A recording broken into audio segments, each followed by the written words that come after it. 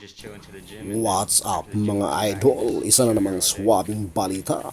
Jesse Bam Rodriguez ay I like patuloy to draw na on the forearm. nagpapakilala sa buong Yesterday I got mundo that last night. bilang I isang got hit exciting twice. at dominanteng I'm gonna get manlalaro it sa though. larangan ng boxing. Zero time Matapos ang like kanyang unfortunate result. impresibong You have life to panalo live. kontra Go Antonio ahead. Vargas Yeah. via 6-round knockout.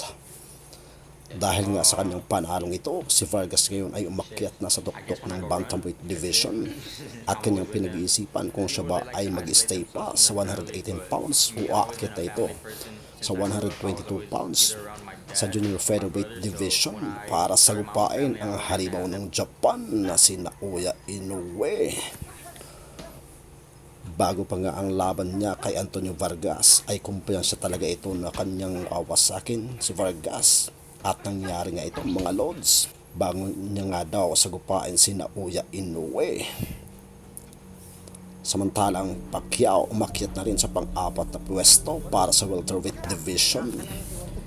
Nangunguna nga po dyan si Devin Haney, pangalawa si Brian Norman Jr., pangatlo si Ryan Garcia, pang-apat nga po ang ating pangbato na walang iba kundi si Manny Pacquiao. Alam naman natin mga lods na talagang matagal na rin pinapangarap na makalaban ni Ryan Garcia si Manny Pacquiao. Bagaman sobra itong idol niya, ay ayon sa kanya isa talaga itong dream fight na makalaban niya ang isang legend na si Manny Pacquiao.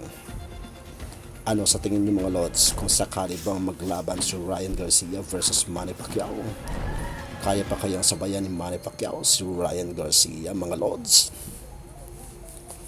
Para naman sa iba pang swabing balita, mga lods, General Casimero umakyat na rin nga po sa pang-pitong pwesto para sa featherweight division.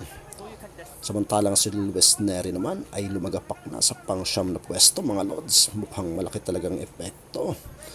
Mga lods, ang pagkatalo niya sa ating pambato na si Casimero. Ang masakla pa dito mga lods ay talagang dinurog talaga. Para sa iba pang swabing balita mga lods, paki-like na lang at paki-subscribe ng aking munting channel. Salamat po.